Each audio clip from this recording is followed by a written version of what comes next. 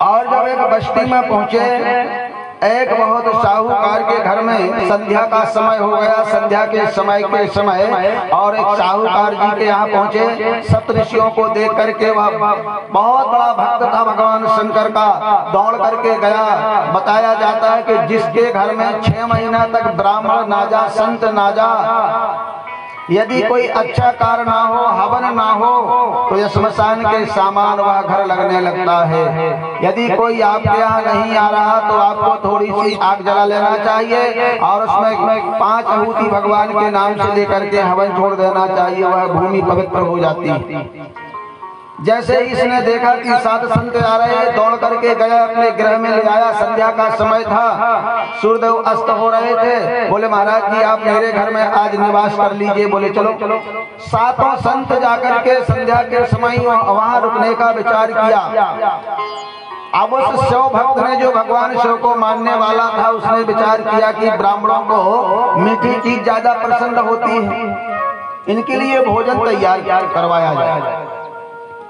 भोजन की तैयारी होने लगी। द्वारपालों को बुलाया, बोले इधर आओ। बोले सामने वाले गांव चले जाइए, आप उस ग्राम से आप दूध लेकर के आ जाओ। कामधेनु समतपन्नम सर्वेशनम जीवनम परम, जाकर के संतों के लिए तस्मई बनाई जाएगी।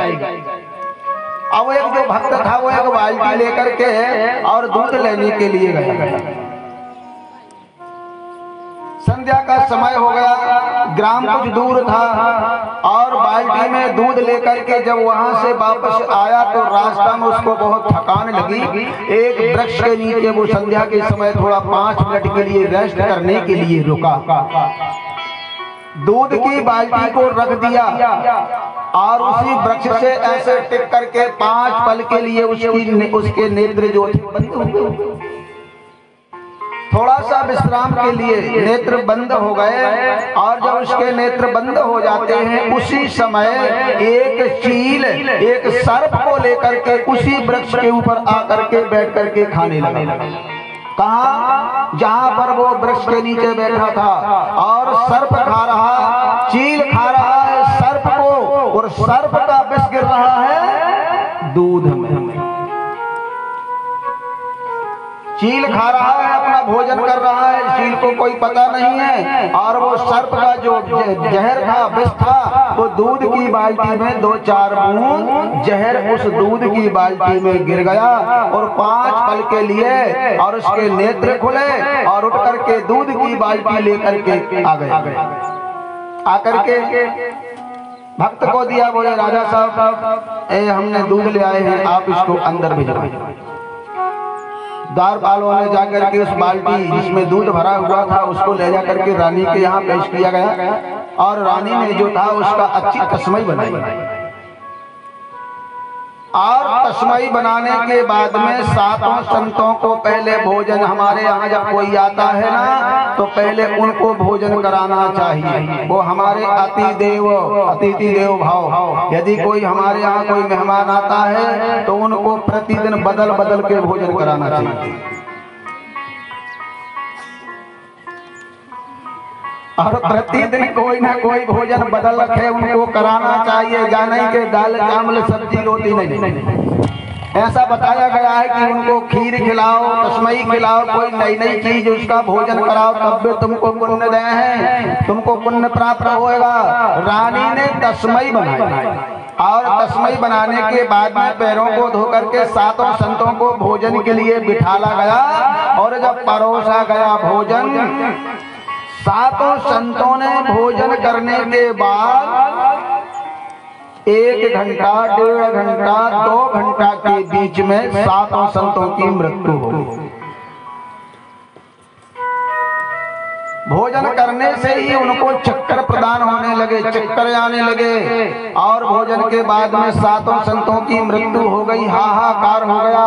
भगवान शंकर के यहाँ हाहाकार मच गया, ब्रह्मा के यहाँ, विष्णु के यहाँ। बोले देखो मृतलोक में 7 संतों की मृत्यु हो गई, किस कारण से हो गई? नारद जी तुम पुनः जाकर के और देख करके आओ कि किसकी गलती है, किसने जहर खिला दिया, किस कारण से मौत हो गई। नारद जी महाराज पुनः आकर के विचार करने लगे क्या किया जाए। सबसे पहले राजा के पास में आए, बोले राजा इनकी मृत्यु कैसे हुई?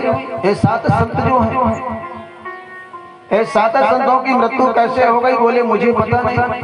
और दूध वाले को बुलाया गया, बोले भैया तुमने दूध कहाँ से लाए थे? बोले दूध मैंने वहां से लाया था। उनके यहाँ पता लगाया गया, बोले भैया हमने तो तुरंत ही दूध लगाकर किसको दे दिया गया। रानी से पता लगाए, बोले आपने कुछ डाला था? बोले नहीं, जैसे दूध आया था मैंने वैसे ही दूध की खीर बना करके खिला दी। बोले नारद जी ने विचार किया कि क्या दूध लाने वाले की गलती है? बोले नहीं। क्या उस चील की गलती है? बोले नहीं। क्या उस सर्प की गलती है? बोले नहीं। क्या फिर रानी की गलती है खीर बनाने में? बोले नहीं। कहे राजा साहब की गलती जिसने उनको बुला करके लाया था? बोले गलती किसी की नहीं। तो फिर 7 संतों का जो पाप हुआ है, ये 7 संतों का पाप किसकी लिस्ट में? धर्मराज जी महाराज भगवान शंकर के पास पहुंचे। बोले भगवान शिव आप ये बताएं कि जो 7 संतों का पाप है, मृत्यु का पाप है, और इनका जो पाप है 7 संतों का, ये किसके लिस्ट में लिख दिया जाए? थोड़ा स्लो कर दो ना। किसका अपराध बताइए? भगवान शंकर ने कहा देखो धर्मराज, देखो इसमें गलती किसी की नहीं। ना उसको मालूम है दूध लाने वाले को कि कब सर्प ने वहां जहर गिरा दिया। इसमें किसी की गलती नहीं है, और बगैर गलती के किसी को दंड नहीं देना चाहिए, बिन विवेक किसी को कुछ नहीं कहना चाहिए। मैं राजा हूं, कालों का काल महाकाल भगवान शंकर स्वरूप राजा है इस समय। और भगवान शंकर से उन्होंने कहा कि फिर बताओ हम किसको ये पाप किसके खाते में लिख दें? भगवान शंकर ने कहा देखो यदि हमारी बात को आप मानते हो तो जिनके खाते में हम बता रहे हैं, ये 7 संतों का पाप उनके खाता में आप लिख दो। किनके खातों में लिखना है? बोले जो भगवान की कथा में निंदा करे, जो सबकी चुगली करे, और बिन विवेक किसी को बिगर सोचे यदि चोरी का इल्जाम लगाए, उनके खाता में लिख दो 7 संतों का पाप, जो वेदों की निंदा करे। अब इस वेद का भावार्थ होता है कि यदि हमको 7 संतों के पाप यदि हमारी राशि हमारे खाते में लिखवाना है, तो हमको कभी वेदों की निंदा नहीं करना चाहिए। बिन विवेक किसी को हमें कोई भी प्रकार की चोरी नहीं लगाना चाहिए, चोरी। और इसी प्रकार से भगवान शंकर ने कहा, और भगवान शंकर के कहने से और वह पाप जो है उनके नाम पर डाल दिया गया, उनके खाता में रख दिया गया।